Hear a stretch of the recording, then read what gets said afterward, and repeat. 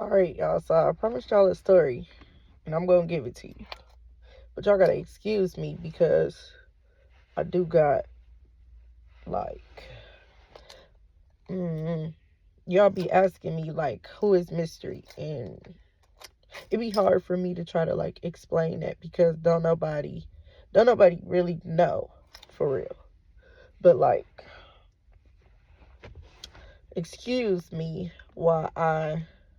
um, why I cry or whatever. And I'ma just have to just say it. You feel me? So many of y'all know that as a younger kid, I was like struggling because my parents split or whatever, and I was the only kid that was left out of the bunch. You feel me? And then my mom was so mad about what was going on that literally she she saw him and me. You feel me? So then I had a stepdad or whatever, and you feel me, he was like my friend or whatever. But as I got older, that shit just got weirder and weirder and weirder. Like my mom and him had two different um they had two different ways of living or growing up.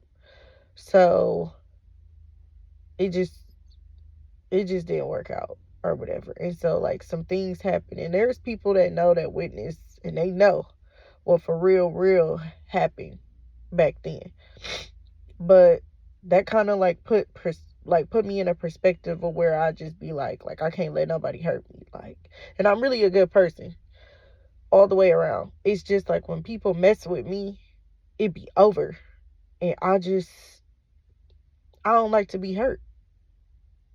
And a lot of the times, like, a lot of people don't even see me when I am hurt. A lot of people just know me for being like the goofy or the funny person around or whatever. Like, I'm just joking all the time.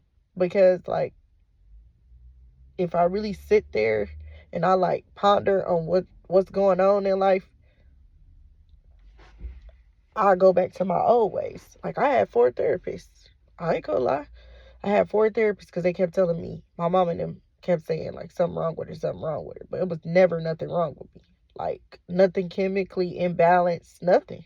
Just when you in an environment where you don't feel the love and care that you need for real, that messes with you. And then, like, as a kid, I would get bullied and stuff. I would get bullied at home. I would get bullied in school. Everybody would walk around and be like, that's a crazy girl, that's a crazy girl. But I just got a lot of emotions. I didn't know how to process them because it's like every time I say something or do something, even if I'm just minding my own, everybody feel like I'm just this person that I'm not. You feel me? So, like, throughout my whole entire life, it's been things that I just put in a box and I never revisit it. And I know in order for you to heal, you have to visit those dark spots, especially things that happen in your childhood because they affect your life.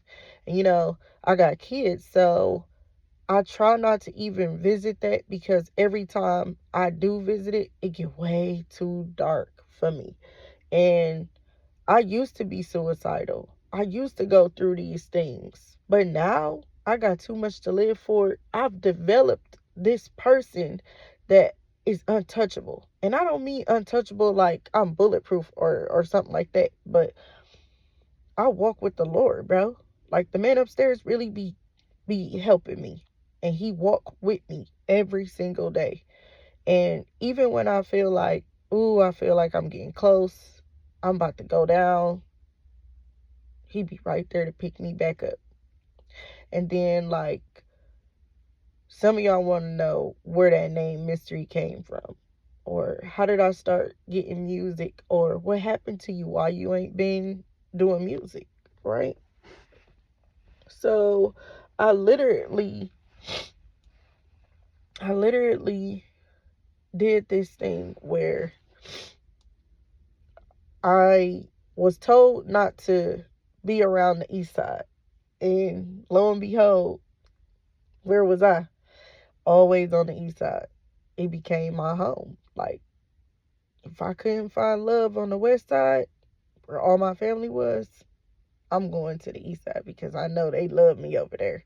You feel me? And it wasn't no hard nothing. Like, it was just easy peasy. However, I ran into some things, and like my family, they really did like shelter me a little bit. They didn't really tell me what it was like on the other side. And when I found out, I ended up liking it. But my whole life I've been rebellious. I've been a rebel. I always, you know, there's rules. And I'm like, what? You feel me? Like, rules?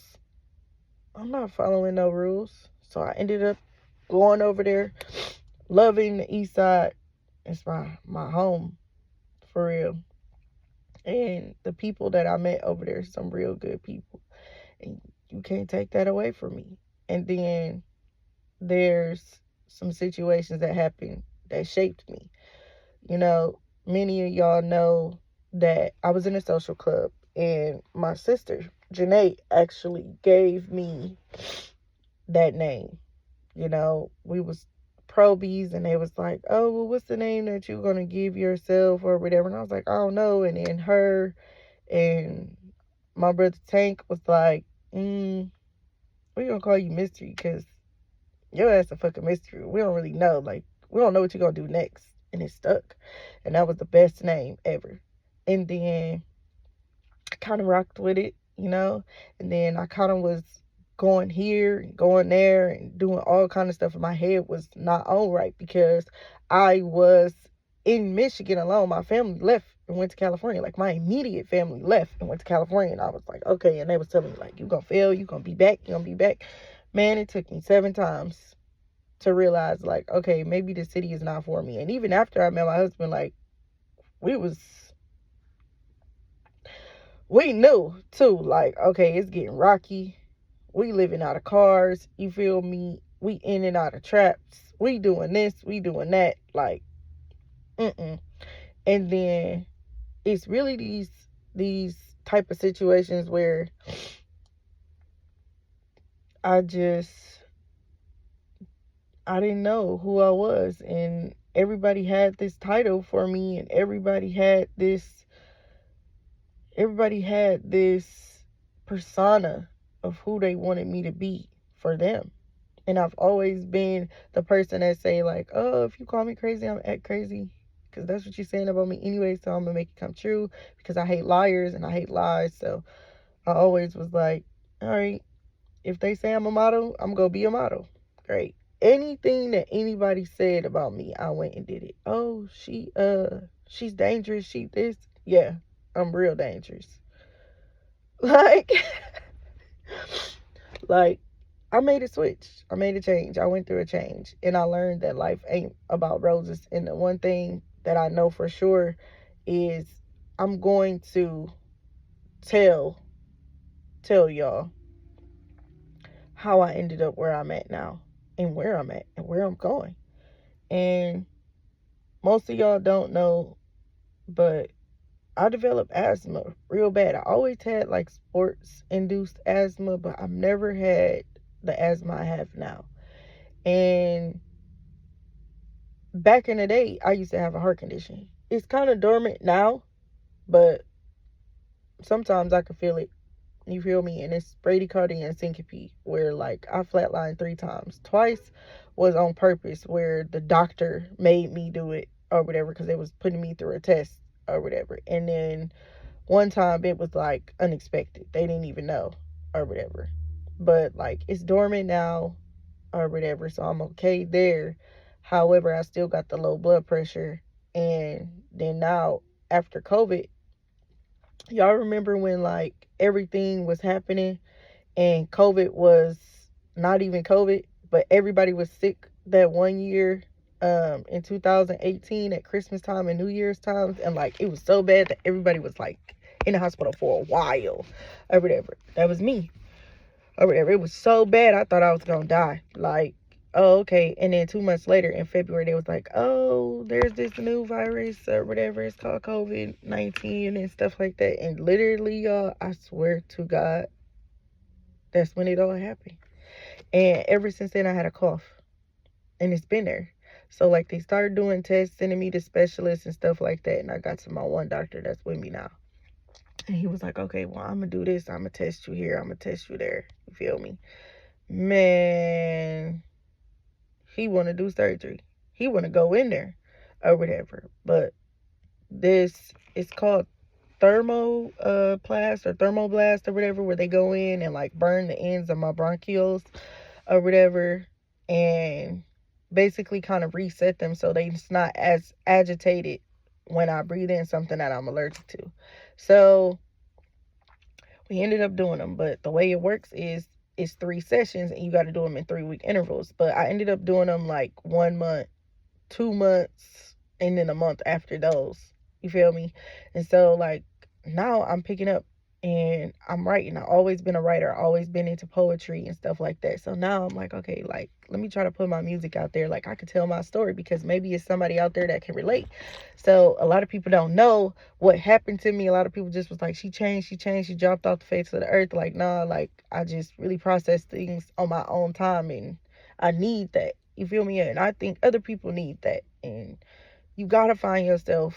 And I guess you could say even my album that I'm about to put out in a little bit, there's a black and there's a white side. There's a side where I was real dark and I talk about everything that I was going through, and I can't wait for y'all to hear it or whatever. But literally the album is gonna be called The Chaos Within Me Found Balance. You feel me? And if I say or I feel me a lot, whatever, that's just me. Get over it. You can like it or you can not watch me. But yeah. Um, there is some things that happened to me that I have you being like, I had no idea. I had no idea. You know? Like I let my sister Sierra hear it and preview it, and she was like, you know that could be suicide awareness or whatever. And I was like, yeah, yeah. I wasn't even for real thinking about it like that. I was just telling my side, but she was like, I had no idea. Like, I knew, but I know you for real, and you were in a darker place than I thought you were in. But, like, as the music goes on, it's telling you a story. It's taking you on one journey to the next and taking you through these periods or these chapters of my life. And then when you get to the white side, it's telling you how now I found myself. I know what I need to do. You feel me? I'm still struggling a little bit, but I'm figuring these things out, you know? But anyway, kind of like to give you a better understanding of the surgeries, they had to put tubes down my throat. I was put to sleep or whatever. And they ended up having to do that 3 times and they passed my vocal cords. So I ended up losing my voice. And I could talk and everything, but like I didn't know how to sing. Like I could sing, but I couldn't hold the note. Like I couldn't get back to what I needed. So I'm like, shoot, like I guess it's over for real. And then they needed to turn around and come back and do surgery one last time. And this time the tubes were bigger than they ever been or whatever. And so now I'm getting worried and I'm like, okay. And then after the procedure, it's crazy because I would have these bronchial spasms and it will like freak me out when I wake up or whatever. So I was like panicking too because it's just a weird, eerie feeling. If you ever woke up from surgery, like some people cool, some people not. It was hard for me. But I'm also a person that likes to be in control, and I'm learning that, I can't be in control of everything. Like I gotta give it to God. And ever since then I've been having blessings. But anyway, it changed me. And I stopped writing music and I was about to give up until recently. I finally was like, okay, I keep writing these songs. Let me just see if I can go in the studio. So I'm gonna start with the rapping first or whatever, or sing, rapping, whining, however you want to call it. But I ended up just saying, okay, I'm about to just do this. So I went to the studio and my engineer slash producer, he ended up producer. My producer ended up saying to me like, oh, okay, you know, we got it. You good. And I thank him. His name is Eric Blair. If you need an engineer or a producer, look him up. Man, he the best. But he ended up helping me find my voice again. He was like, I got you. Just take your time or whatever. And I'm so fixated on being perfect. And I had this thing where I was like, well, you're not a real singer if you don't sound like Alicia Keys or Whitney Houston or somebody like that, and I'm just like, I'm different. I'm unique. My voice is unique. And I hear people tell me that all the time. Like, a lot of y'all who do know me for real know I can sing, but y'all didn't have no idea that it was like this bad. You feel me? But now it's like I'm starting to be okay with my voice and like my voice. But before, even now, like, I got bad stage fright. Like, if I ever get on, I don't know how I'm gonna perform in front of anybody because I always get stage fright. It's I don't know what to say. Like, it's a crazy feeling. Like, when I get up there, I just be like shaking and stuff, and you can hear, you can tell I'm nervous, but that's also letting you know that I'm real. Like, I'm real, you know? And artists talk about it all the time. Like, oh, well, after a while, you'll start to understand. You'll start to feel better. You'll get used to it. But me, I'm like, for them first couple of performances, y'all gonna see the real Imari. And then I'm not even gonna say Imari, I'm gonna say Mimi because, okay, like, on my songs, when y'all hear them, y'all gonna hear three different people. I swear, y'all gonna hear a singing one that's like real light and shallow and shy or whatever and won't raise her voice. And then you gonna hear Mystery come in, and Mystery is, she vocal, but then you gonna hear them ad libs and be like, who is that? That person got so much confidence when they talk. Like, that's Imari. She not scared of nothing. Like, for real, she not scared of nothing or nobody. And I'm not saying I got like three personalities, but it's just like that. Like, I got three different feelings that's going on or whatever. And I'm not crazy or, you know, nothing like that. But like, these artists will tell you, nah, they got some demons. And I ain't afraid to say, yeah, I didn't have my fair share, but I also asked God to transition me. And I believe that if you want to, He will, help you and give you that Holy Spirit. But you got to give all the glory and the honor to Him for Him to do that. Otherwise, He gonna let you mosey on and, go ahead. And I'm here to tell y'all, if you are going through a hard time in life and you are, just in a bad spot or you don't know what to do, I'm telling you, you gotta open up and let the man upstairs. Like, I don't even care what name. I'm not even a person that could be like, oh, this is the right name, this is the wrong name. No, like, as long as you know there's a higher power and you're not worshiping no man out here, and just, corn or something, I don't know. But whoever you look up to and you have faith in, and whoever you call your, almighty high or whatever, the most high, ask them to give you peace. My grandma once told me, like, if you pray for the right things, everything else will fall in line, you know so.